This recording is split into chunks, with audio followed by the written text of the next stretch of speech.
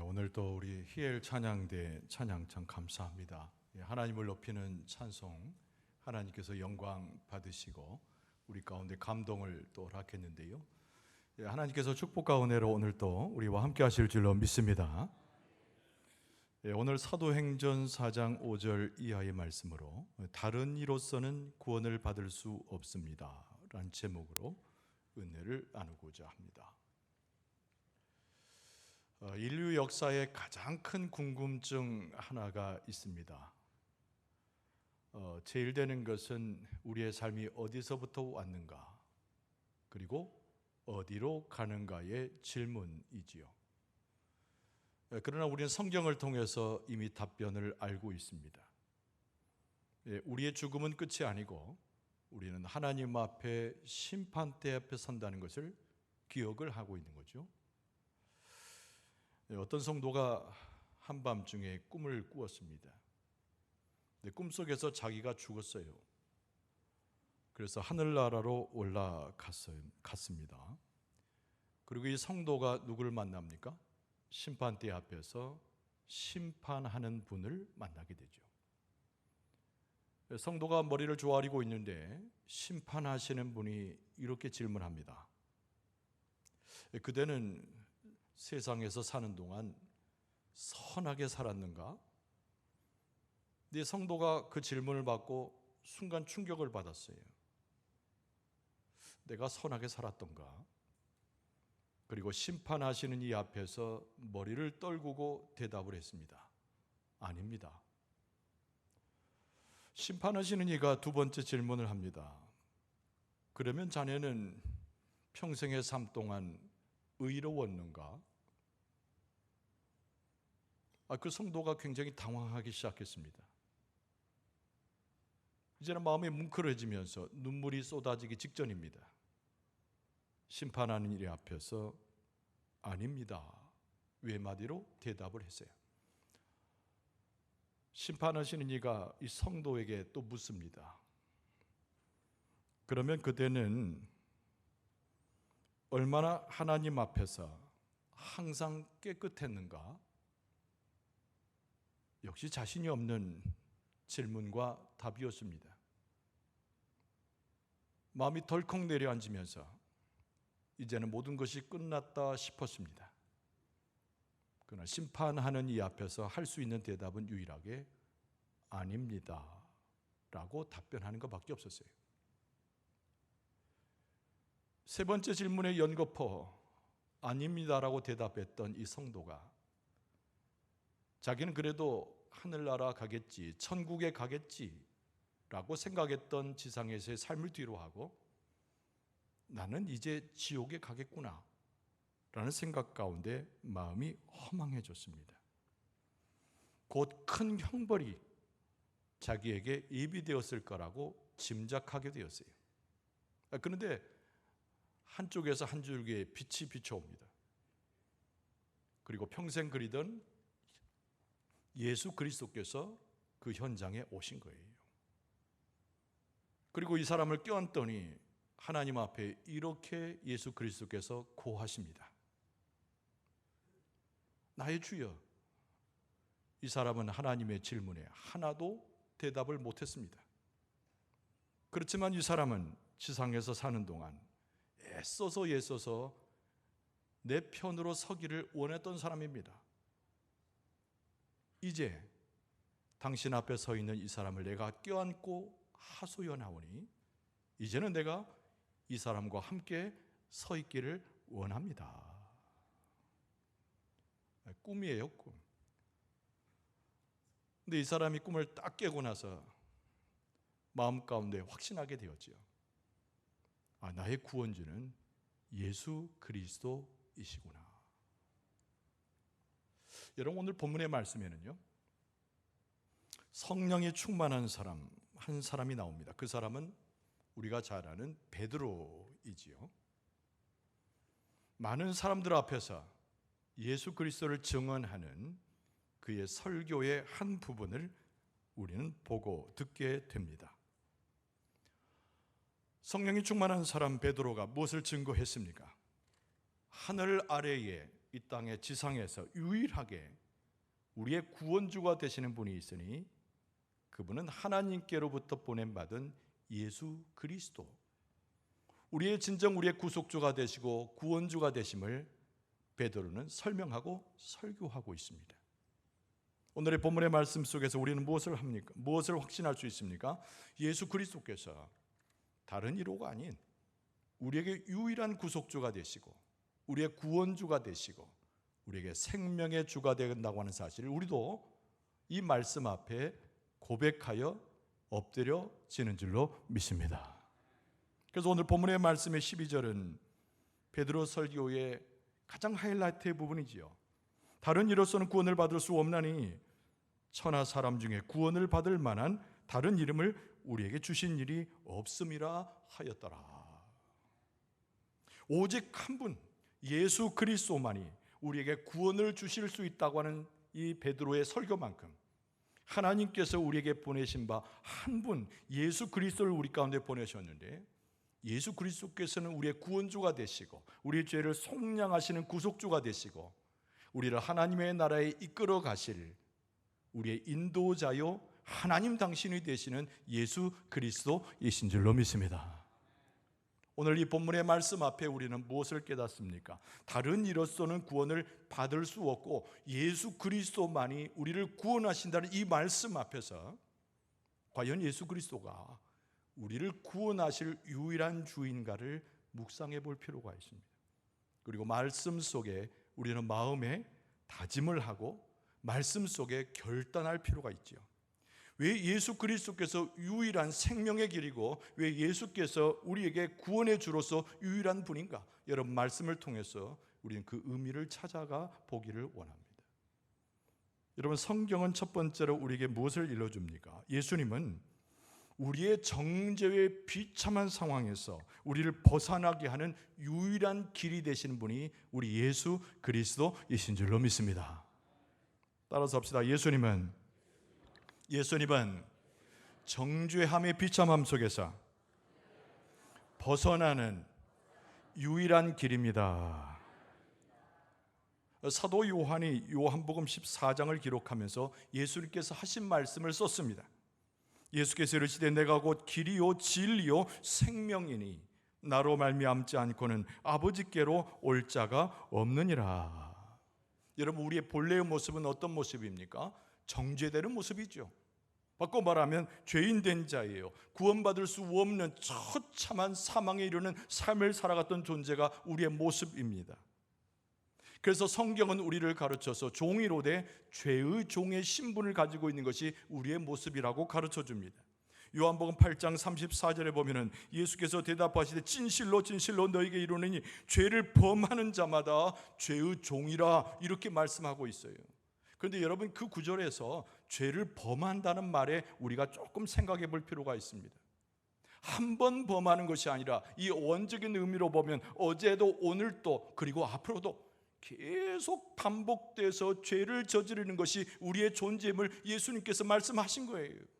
하나님의 종이 되어야 되는데, 하나님의 말씀을 따르는 종이 되어야 되는데, 의의 종이 되어야 되는데, 우리의 신분이 달려졌으므로 하나님의 은혜 가운데 살아가야 되는데 여전히 죄성이 있어서 계속 죄를 범하는 존재. 그래서 예수님께서 우리를 말하기를 죄의 종이 되었다고 정의해서 말씀하고 계시는 거예요. 온전히 죄에 의해서 지배되는 삶이 우리의 삶이라는 겁니다. 거듭나지 못하는 사람의 모습을 갖고 살아가는 존재가 우리의 모습이라는 겁니다. 이 세상이 끝날 때 하나님의 구원과 축복을 받는 자가 아니라 사망에 이를 수밖에 없는 죄된 모습으로 살아가는 존재가 우리의 모습이라는 거예요. 여러분, 예를 들어서 우리 가운데 뉴스에 계속 나오는 게 마약 아닙니까? 술주정뱅이를 가리키는 뉴스가 얼마나 많이 있습니까? 마약에 찌들렸습니다. 술에 찌들렸습니다. 성적인 여러 가지 관계 가운데서 스스로 부도덕합니다. 괴롭습니다. 질투합니다. 서로 용서하지 못하여 어리석음과 사탄의 술책에 놀아나는 것이 우리의 모습이라는 거예요. 내가 죄 안에 있음에 우리의 모습은 어둠 가운데 존재하는 자, 그것이 우리의 모습이 되었다는 것이지요. 그러나 오늘 본문의 말씀에 베드로가 우리에게 설명하고 사도 요한이 우리에게 말하기를 우리 가운데 오신 분이 있는데, 그 죄 속에서, 어둠 속에서 우리를 건져내시는 분이 있는데, 그분이 다른 분이 아닌 하나님 보내신 유일한 구원주이신 예수 그리스도가 우리 앞에 계시다는 겁니다. 우리는 죄 가운데 있고 죄의 종이 되었지만 성경은 우리에게 가르쳐 주기를 예수님은 한 번도 우리를 잊어버리신 적이 없는 우리의 구주가 되심을 성경은 증언하고 있는 줄로 믿습니다. 그래서 여러분, 히브리서 13장 5절에 보면은 그가 친히 말씀하시기를 내가 결코 너희를 버리지 아니하고 너희를 떠나지 아니하리라 하셨느니라. 그러니까 우리는 예수님을 알지도 못하고 구원받았다고 말하면서도 하나님의 은혜 가운데 살지 못하고 여전히 죄 가운데 있는데도 불구하고 예수 그리스도께서는 우리를 기억하셔서 구원주로 오셨으므로 우리의 삶 자체가 하나님께 속하도록 지금도 우리를 기억하여 인도하시는 분이 예수 그리스도라고 하는 거예요. 그것이 예수 그리스도의 우리를 향한 깊은 관심이요 하나님의 사랑을 확증하는 예수님의 모습임을 우리는 기억할 필요가 있습니다. 예수님의 죽음은 사랑 그 자체예요. 예수님의 죽음은 우리를 대속하신 은혜입니다. 여러분, 그것이 우리 안에 충만해지면 어떻게 됩니까? 우리의 영혼을 가득 채우면 어떻게 됩니까? 여러분과 저의 눈이 활짝 떠지게 될 줄로 믿습니다. 여러분이 우리의 삶이 예수 그리스도에게 맡겨지게 되면 새로운 운명으로 바뀌어집니다. 죄 가운데 있을 때 지옥을 향해 달려갔지만 예수 그리스도의 은혜를 입고 구속의 은총을 믿고 의심치 않고 받아들이면 우리의 삶은 지옥이 아니라 천국으로 가는 아름다운 삶으로 바뀌어지게 될 줄로 믿습니다. 그리고 예수 그리스도께서 지금도 우리와 함께 하신다고 히브리서 기자는 이야기하는데, 히브리서 7장 25절 하반절에 보면 이는 그가 항상 살아계셔서 그들을 위하여 간구하신다. 여기서 그들은 우리를 가르치는 거예요. 구원주로 오신 예수 그리스도께서, 하나님의 사랑을 가지고 오신 예수 그리스도께서, 우리를 구속하시고 그 사랑을 베푸신 예수 그리스도께서 지금도 하나님의 우편에서 우리를 위하여 기도하심에 여전히 관심을 갖고 우리의 구원의 연속적인 삶을 위해서 간구하고 계시는 줄로 믿습니다. 여러분, 두 가지를 기억해야 돼요. 우리가 예수 그리스도의 구원하신 은총을 경험하기 위해서는 두 가지를 기억해야 됩니다. 첫째는 철저히 회개하는 것이고, 그리고 또 하나는 예수 그리스도의 구속을 믿는 믿음이 우리 가운데 충만할 수 있어야 합니다. 여러분, 사도행전 20장 21절에 보면은 유대인과 헬라인들에게 하나님께 대한 회개와 우리 주 예수 그리스도께 대한 믿음을 증언한 것이라. 할렐루야. 우리가 죄 가운데 있을지라도, 어둠 가운데 있을지라도, 어쩔 줄 모르고 방황하는 모습에 있을지라도 구속주로 오신 예수 그리스도를 경험하여서 그분을 믿고 신뢰하고 회개하게 되면 여러분, 우리의 눈도 달라지고 심령도 달라지고 우리의 삶도 달라져서 하나님의 천국을 맛보는 자로 주 안에서 축복을 받아 삶을 살게 될 줄로 믿습니다. 오늘 이 아침에 우리에게 질문해 봐야 돼요. 나를 구속하신 예수 그리스도를 의지하고 있는가? 내게 구원주로 오신 예수 그리스도에게 내 모든 것을 맡기고 현지와 미래의 삶을 전폭적으로 맡기고 있는가? 여러분, 우리의 심령에 질문을 해보게 될 때, 예, 그렇습니다.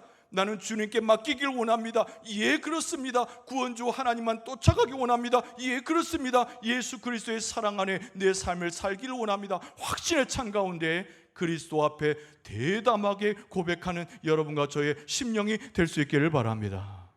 근데 오늘 본문의 말씀 가운데 이 성령에 충만한 베드로가 뭐라고 말씀했습니까? 다른 이로서는 구원을 받을 수 없다. 천하 사람 중에 구원을 받을 만한 다른 이름을 우리에게 주신 일이 없다. 예수 그리스도는 한 번 구원하시고 떠나신 분이 아니고 예수 그리스도는 여전히 우리와 함께 하시면서 구원을 성취하도록, 구원을 성숙에 이르도록 우리의 삶을 지배하고 인도하고 계시는 줄로 믿습니다. 그래서 두 번째 주제가 예수님은 우리의 영원한 중보자가 되신다는 거예요. 여러분, 한번 더 따라서 합시다. 예수님은 우리의 영원한 중보자이십니다. 할렐루야, 할렐루야. 믿습니까? 여러분, 디모데전서 2장 5절에 보면 사도 바울이 이렇게 말했습니다. 하나님은 한 분이시요 또 하나님과 사람 사이의 중보자도 한 분이시니 곧 사람이신 그리스도 예수라. 하나님은 한 분이신데 예수 그리스도도 한 분이신데, 그러나 예수 그리스도는 중보자로 계신다는 거죠. 사도 바울의 삶 가운데 뼈저리게 경험한 거예요. 체험 속에서 예수 그리스도의 중보하심이 무엇인가를 아는 자가 사도 바울이었어요. 때로는 우리가 다툴 때가 있잖아요. 우리의 삶이 합해지지 않아서 어색한 관계가 있잖아요. 여러분, 우리가 합하지 못했을 때, 어색한 관계가 있을 때 누가 필요할까요? 중재자가 필요합니다. 아주 지혜로운 중재자가 필요합니다. 그래서 서로 서먹서먹하고 서로 갈라져 있으면 화목하게 만들고, 그리고 이전처럼 좋은 관계로 회복을 시키고, 혹시 형사법이라도 걸리면은 적절하게 보상을 해가지고 두 사람의 관계를 원만하게 할 수 있는 중재자가 필요합니다. 하나님과 우리 사이도 여전히 유사해요. 똑같지 않지만 유사합니다. 우리는 하나님 앞에 나아가지 못합니다. 서먹서먹함을 넘어서서 내 죄 때문에, 나의 부족함 때문에, 어리석음 때문에 하나님 앞에 나아갈 길을 전혀 찾지 못합니다. 하나님과 우리 사이에 중보자가 계시는데, 예수 그리스도께서 하나님과 우리 사이를 회복시키시고 우리에게 은혜를 더하시고 예수 그리스도의 피 묻은 십자가의 보상을 통해서 하나님의 자녀들로 우리를 붙들어 인도하시는 줄로 믿습니다. 여러분, 하나님과 우리 사이의 가장 큰 문제가 무엇입니까? 예수 그리스도를 통해서 구원함을 받았는데 여전히 하나님과 우리 사이가 분리된 것처럼 느껴지는 것이 가장 큰 고통인 거예요. 기도를 가르쳐 주시고 말씀을 일러주시고 빛된 길로 우리를 제시하고 계시는데 여전히 우리의 모습은 하나님과 멀리 떨어져서 하나님이 누구신지, 내게 어떤 존재인지 알지 못하고 어리석은 가운데 처해져 살아가는 삶, 이것이 가장 고통스럽고 안타까운 것이에요.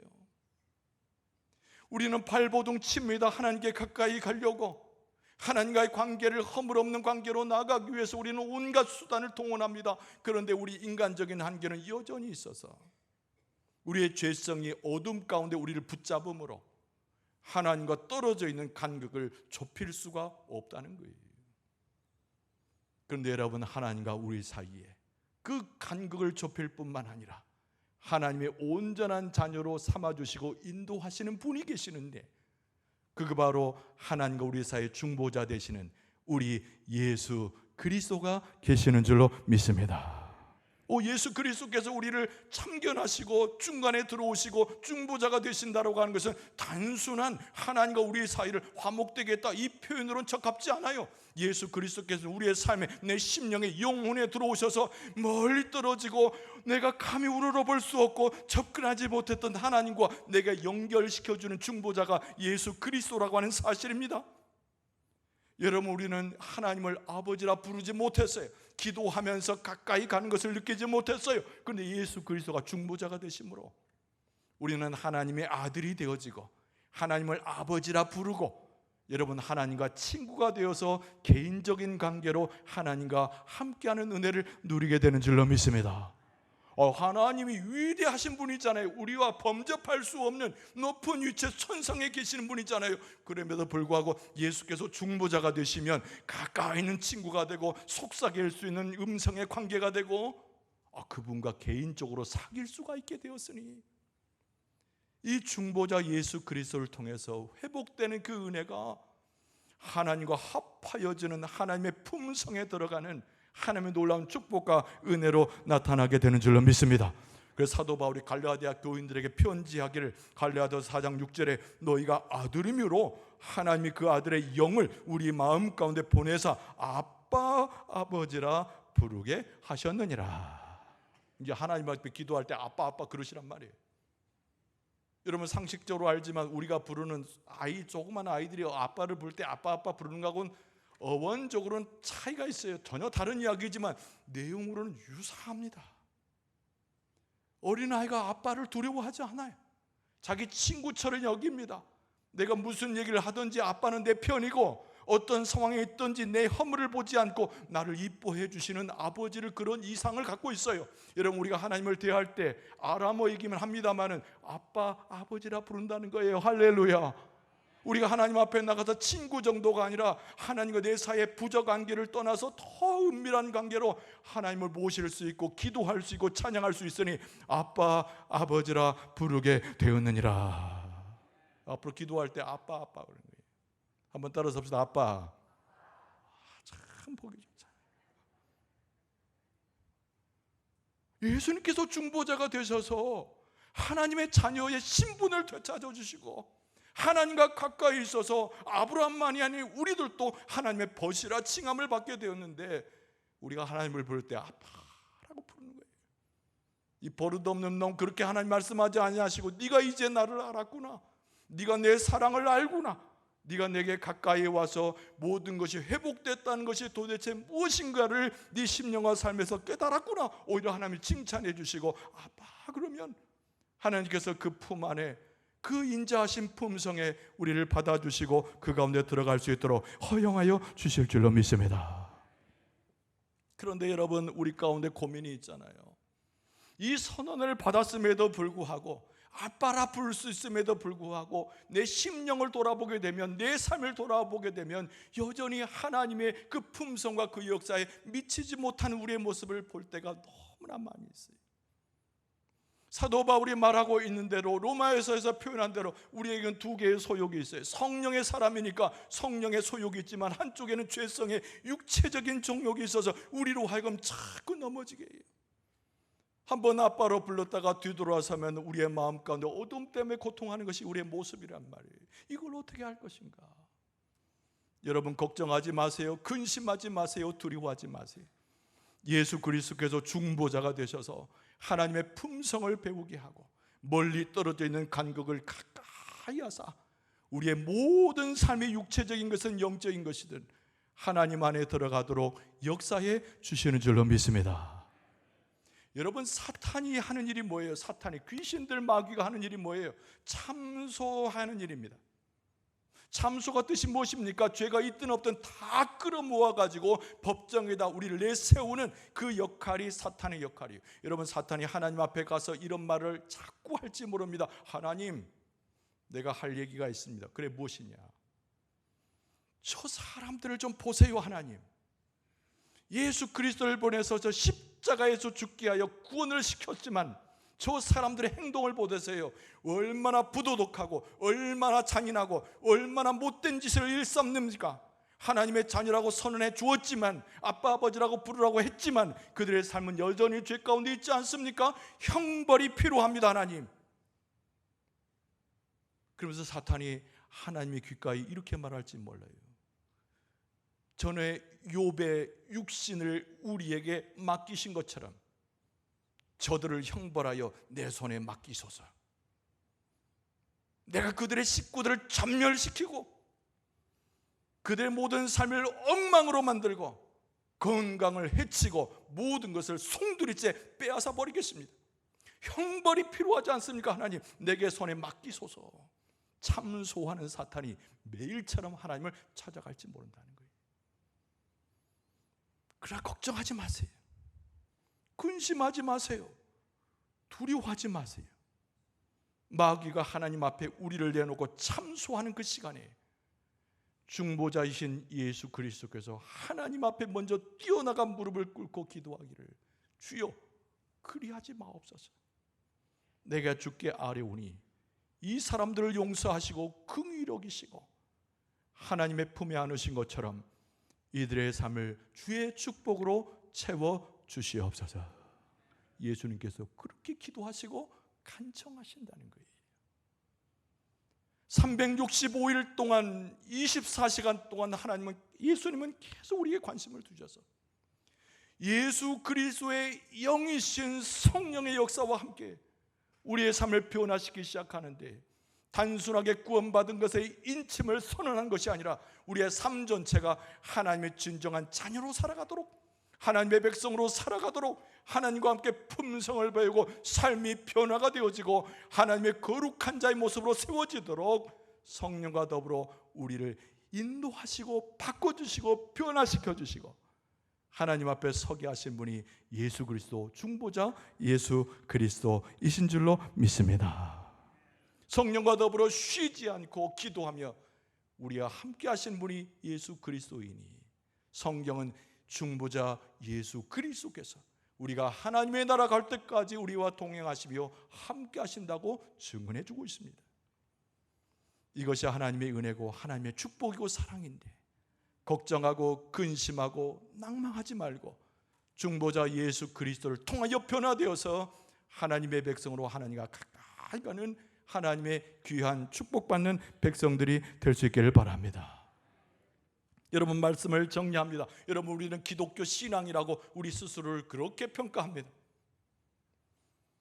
그럼 오늘 본문의 말씀은 성령이 충만한 베드로가 이야기한 말씀의 본질은 우리는 타종교와도 전혀 상관이 없고 세상에 있는 그 어떤 자들이 만들어 놓은 믿음 체계와 전혀 상관이 없는 하나님의 은혜 가운데 주시는 기독교의 신앙임을 가르쳐주고 있어요.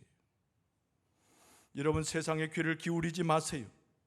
우리에게 손을 내밀어 주신 하나님이 우리 앞에 있으며 진정한 구세주가 되신 예수 그리스도가 우리를 인도하고 계시며 세상에 기웃거릴 필요가 없고 세상의 사조나 사람들이 이야기하는 것에 마음을 둘 이유가 없습니다. 예수 그리스도께서 우리를 구원하시니 예수 그리스도께서 하나님의 능력으로 새로운 삶으로 우리를 바꾸어 놓으실 줄로 믿습니다. 우리의 삶이 하나님을 바라보도록 천국에 가는 삶을 살아가도록 우리를 이끌어 주실 줄로 믿습니다. 구원하신 예수 그리스도, 지금도 함께 하시는 중보자이신 예수 그리스도와 함께 살아가므로 진정한 구원을 주시고 축복을 주시는 하나님의 은혜를 누릴 수 있기를 바랍니다. 금년 한 해 동안 하나님만을 공경하고 하나님께만 예배를 드리고 중보자 예수 그리스도 그리고 그리스도의 영인 성령의 역사를 통해서 믿음으로 성공하여 하나님의 축복을 받을 수 있는 여러분과 저의 모습 되어줄 수 있기를 주의 이름으로 축원합니다.